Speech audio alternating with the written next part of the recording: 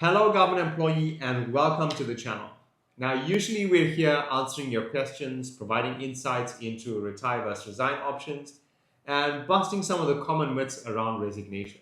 But today, we're going to be doing something a little bit different. I'm going to share with you 5 key benefits of retiring. Now, this isn't to confuse you, but to show you that choosing whether to retire or resign is a deeply personal decision. It all depends on your unique circumstances, and there's no one size fits all solution.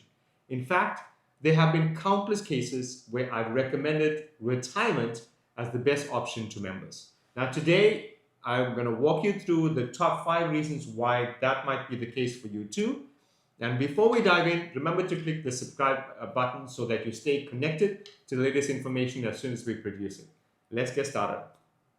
So the first key benefit that I want to share with you when it comes to retirement is having access to a gratuity lump sum.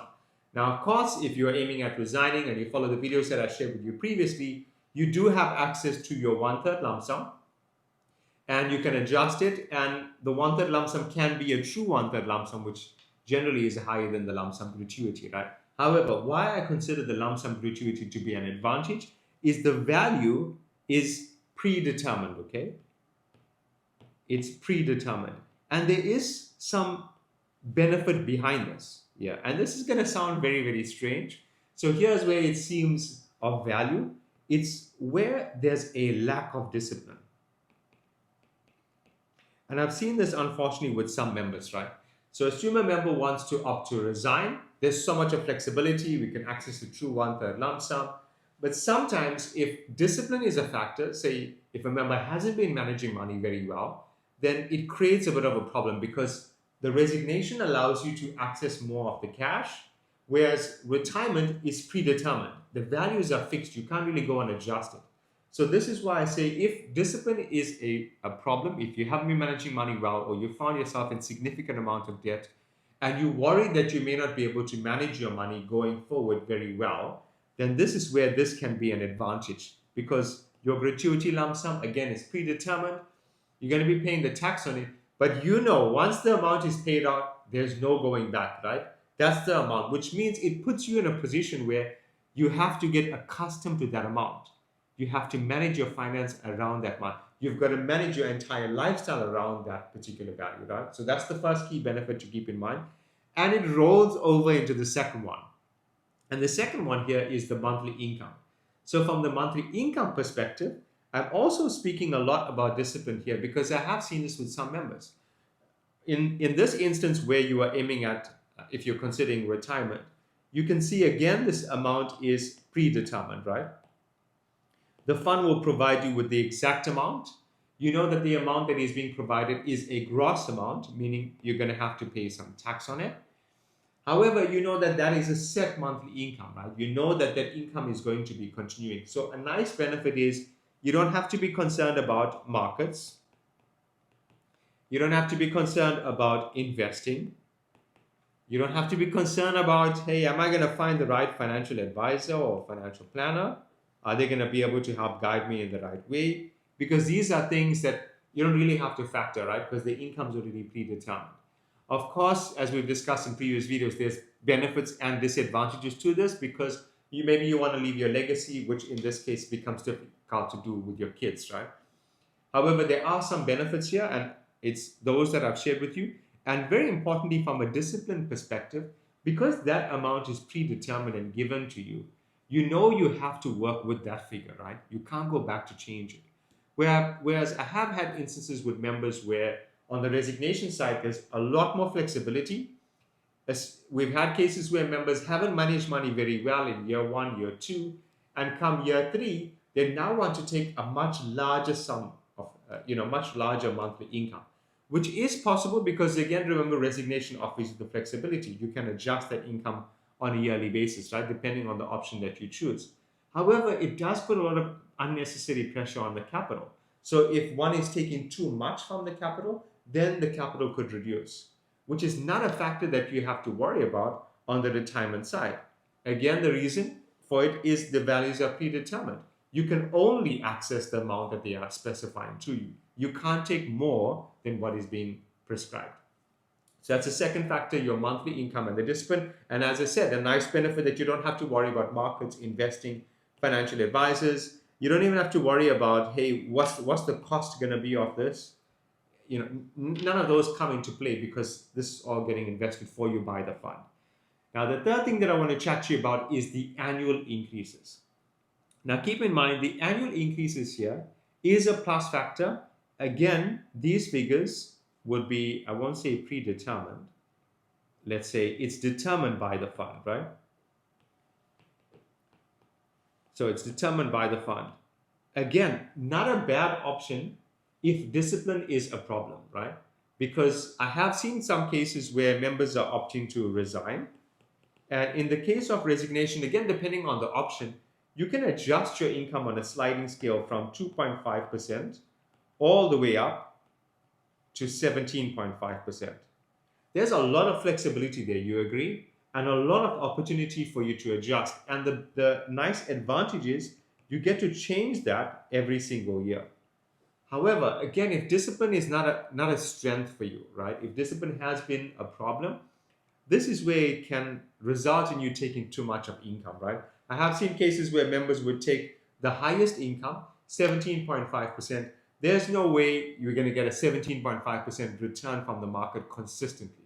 And as a result, their capital starts to reduce, which then creates a problem. And then suddenly members feel, hey, look, resignation was the worst thing ever, right?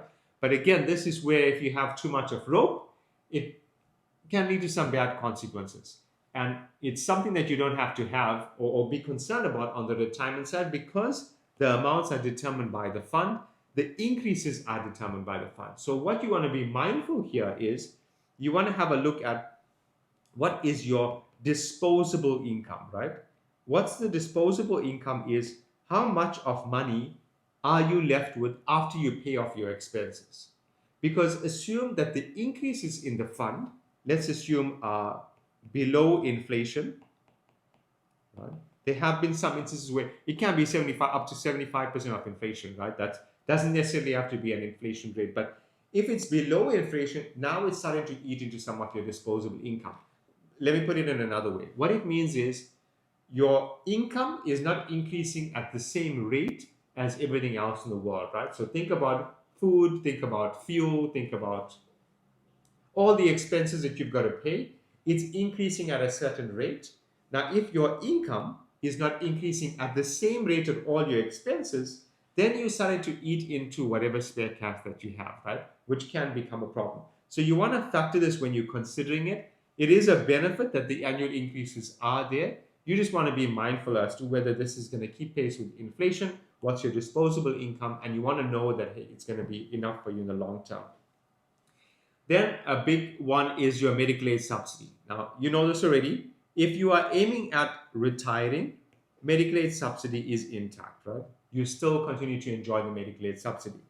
If you are aiming at resigning, you don't really have the medical aid subsidy, right? So you can see this is a plus factor on the retirement side. Doesn't mean that you have to go the retirement route. Again, remember, you want to start comparing options because on the resignation side, there is the option to go with private medical aids. Again, on the private medical aid, it means you're doing a bit of homework upfront to make sure that it's appropriate. But a nice plus factor here on the retirement side is you don't really have to rock the boat. See, if you are currently on a particular option, whichever option that is, you can stay on that option or you can migrate up or down on the option depending on which one it is. So whether you have access to GEMS, whether you have access to POMED, again, depending on your set of circumstances, right? Or even a private medical aid that's being subsidized, you know that you're still able to retain the medical aid subsidy, which creates an advantage for you, right? It's one less thing for you to be worried about. And then the fifth one is the spousal income. Now, the spousal income, touch wood, should anything happen to you, you know that your spouse is entitled to an income. That usually is around 50% of your current income. So let's use an example. Assume that you are earning an income of, just making the math look easy, say your income is 20,000. And if your spouse is receiving 50% of that, then that means your spouse is able to get 10,000. Now, why is this a plus factor? Because the simple fact that your spouse is able to earn that income for as long as your spouse lives, right? Which is a nice plus factor. Now, naturally, there are other factors to consider here. You want to be mindful of, hey, is my spouse going to be comfortable with that? So you want to look at, can your spouse manage with that income? Is it going to be, are they going to be able to live the same lifestyle? If they're not going to be able to live the same lifestyle, what could you do to top it up, right? To ensure that there's no significant change to the lifestyle. In addition to that, if you have kids and you want to ensure that there's a legacy, then you want to look at, okay, if you're aiming at the retiring route, what's the next option? Because these benefits can continue to the spouse. But if it's kids who are financially independent, if it's kids that are above 18, not disabled, then they're not really going to benefit from this, right? Unless you happen to touch or close your eyes within the first 5 years, you and your spouse. So a number of factors to consider here, but there's no doubt that retirement offers you some benefits that make it convenient, that make it easy, that help you with the discipline factor, and definitely something worth considering. At the same time, you have access to the Retire vs. Resign Masterclass. You're welcome to hop over, compare both options carefully, and usually it's a lot better in a private one-on-one consultation because I can get to see exactly your set of circumstances and guide you in the most appropriate way. I hope you found the video helpful. Comment below, let me know what has been your takeaway from this particular video. And if you have found it helpful, give me a thumbs up. That helps to inspire and motivate me. I'll see you in the next video.